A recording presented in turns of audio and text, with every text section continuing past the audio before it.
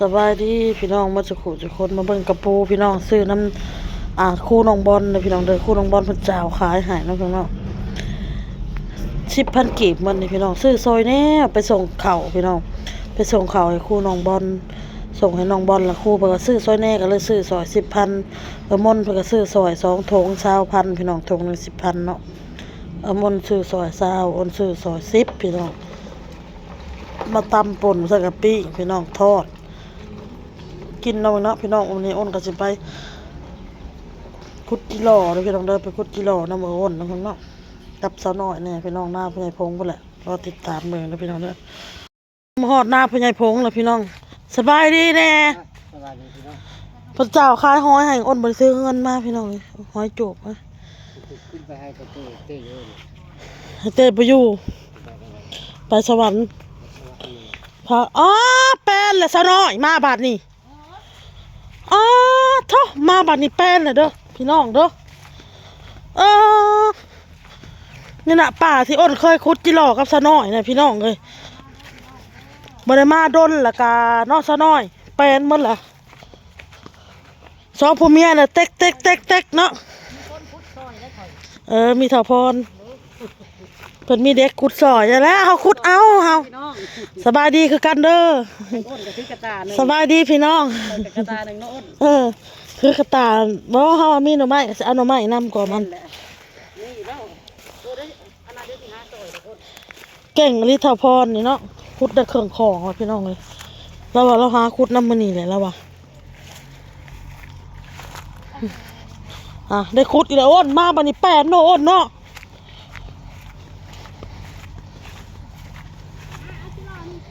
มาดิคือบ่ถือของไปของมันบ่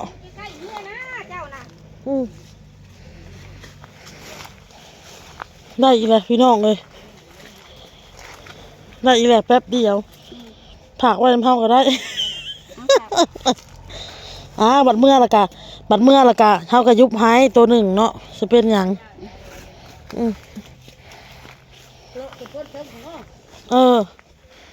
พอหลอกคุดในสละเจ้านะคือได้เครื่องของเลยมันอะไรนี่พอเห็นอีกแล้วมันอยู่ตามเหงาไม้นะ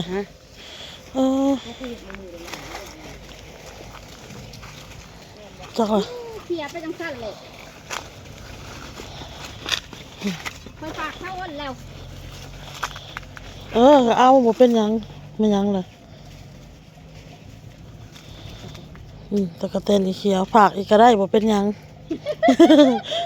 บ่ฝากแล้วพัวมาเลยเอานี่เอาในแม่นี่จิโร่ในของเอาแม่น่ะบัดเมื่อจึงเอาก็ได้ตัวเดียวนึง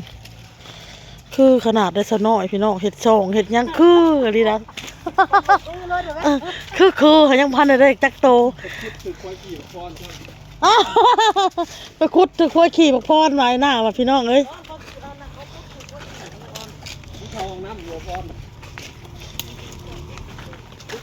มีแต่อีเพาะฮะแล้วว่ะช่วยแล้วว่ะพี่น้องอ้นก็สิได้หยุดคลิปก่อนเด้อสิเลาะหาคุดก่อนพากันเว้าพืชพี่น้องเลยเมื่อยพี่น้องเมื่อยลายโทนอยู่แจ้นั่นอยู่คนละมุมเด้อพี่น้องเลยอ้นน่ะแม่นหาหน่อไม้ไปนำพี่น้องเลยมีหน่อไม้ก็เอามีควายจิโร่กับคุดพี่น้อง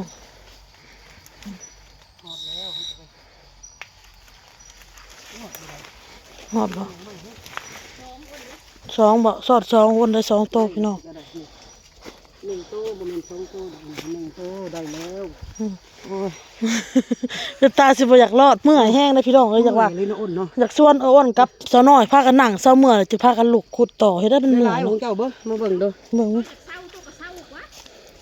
ดูดในกุ๊กกาแฟน่ะมาโอ้ยพอมีแห้งแล้วดูดตัวละเฮามาตื่นหมดแล้วบ่นี่จังหวะโหหูเดียวได้3 โตควายเดียวได้3 โตพี่น้องคน และเอาอยู่ป่าเมื่อยเนาะซะหน่อยเนาะ เมื่อยแรงอันนี้ ป้าป้าพี่น้องเลยมาแบบนี้คุมือนี่ป้าพี่น้อง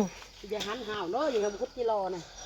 ซ้ำนั่นไปซื้ออยู่ตลาดต่อ โตเขาโต อย่าไปต่อเขาเด้อบาทนี่เด้อบอกไว้เลยพี่น้องเอ้ยอ้นบ่ต่อแล้วพี่น้องนึ่งไข่มดแดง โอเคบุได้กระโปง 2คุดกิโลนี่ เมื่อยนี่เลย เมื่อยอะไรได้บ่ต่อเลยเฮาน่ะเขารุดให้แหละเอาแต่ว่าเขาให้ไปต่อเขานี่บ่ต่อพี่น้องอีต้นเขาคือจะว่าเฮามาขุดนี่ก็เมื่อยเนาะ เรียกไว้หน่อยเว้ย ขุดมา คิดจะได้เอ็นเด้อ ตัวละ1,000บ่โอนอยู่ตลาดได้อยู่นี่ควายนี่เฮาก็สิขุด เอาได้ไหม ขุดน้ำก้นซะเนาะก็เห็นแล้วพี่น้องเอ้ย จะได้อ้นนี่อู้จิ้มดิอ้นเลย เรียกควายหนึ่งอยู่นี่ซะเนาะขุดก่อนพี่น้องมันสิถึกตามเสียมเรา เอาเด้อก่อนมันเสียหู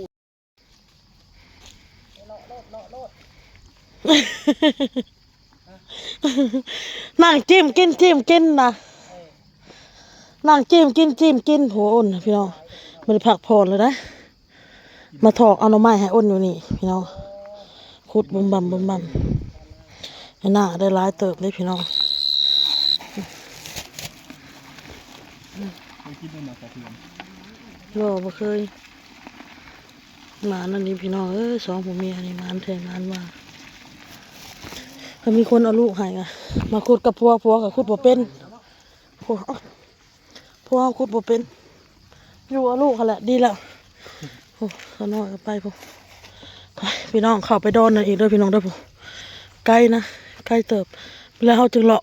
ภาคนั้นเมื่อไปภาคหัวนั้นเลาะขุดมาเลยมีทงย่างเนาะเอายานางพร้อมเอาไปใส่แกงน้ำหมกน้ำไม้ทงยาง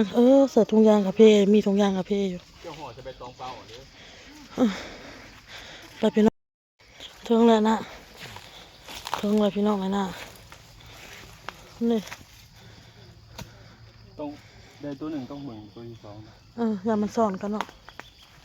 แม่นนะอย่ามันสอนกันพี่น้องปะเนาะ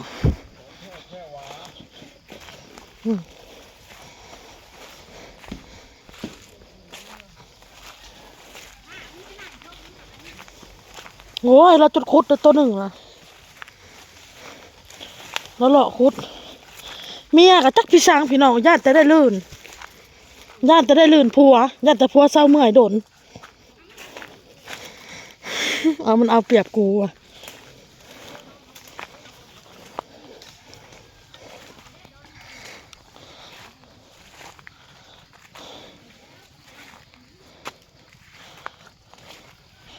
รอนนี่แหละพี่น้องที่อ้นมาคุดกับอ้นตอนนะกับน้องบอลเนาะเลาะมาอีพี่น้อง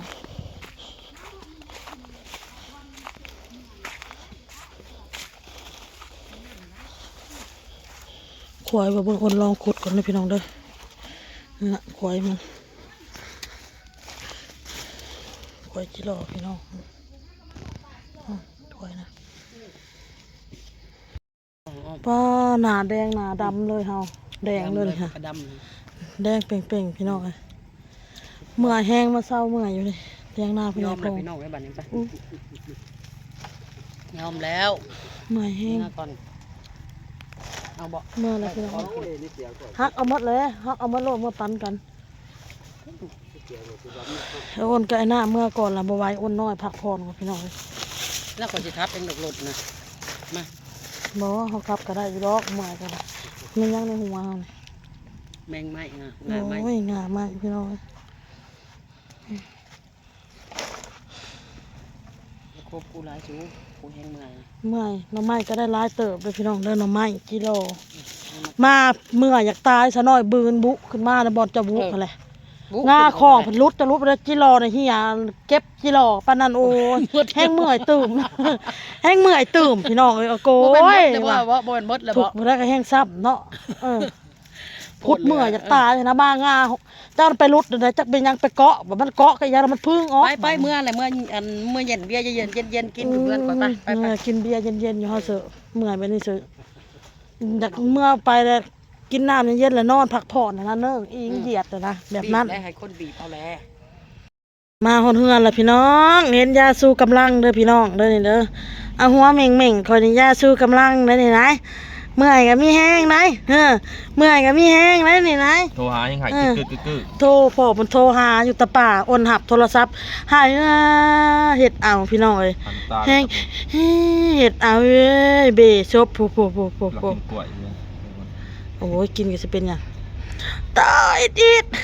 ตายดิดตอนนั้นไปหับเอาอ้ายอีกได้นี่ฮะอ้ายไปเลิกโรงเรียนไปหับเอาอ้ายพี่น้องเอ้ย ขับดอกนี่เจ้าเลย เมื่อยแห้งพี่น้องสิเป็นลมเป็นวินใส่ละไข่เบิ่งนูไข่เบิ่งนูสลันเบิ่งนู นี่ผมมาเบิ้ง นี่ ใส่กุ้ง บ่มันขอยเด็ดตีนน่ะ บ้า เออหน่อไม้นี่ก็ได้หลายเติบบ่จะมาลงอย่างนี้ ต้องใช้ สิต้มหน่อไม้พี่น้องเอ้ยเอาเฮ้ยนี่เจ้าเห็นบ่นี่เลิก โตยา ยาลูกเฮ้ยกิโลอ้นคดเด้อพี่น้องเด้อก็ได้หลายเติบอยู่พี่น้องเด้อโอเคพี่น้องลาไปก่อนคลิปนี้เมื่อยแห้งพี่น้องพอกับคลิปหน้าต่อบ๊ายบายหมดเลยในบ่าลูกน่ะบาย ส่วนไม่ได้ส่วนอย่างเดียวจะหล่อโอ้ ไก่ลูกแล้วมันคันเถอะคันคลายถือผิวมันเดี๋ยวอันรอคลิปหน้าเด้อพี่น้องเด้ออ้นสิมานับเบิ่งกิโลว่าอ้นสิได้จักโตแล้วก็สิมาปอกหน่อไม้อีกคลิปหน้าพี่น้องบายโตบายบายบาย ชนจิหล่อไอ้จิหล่อเนี่ยบอกชน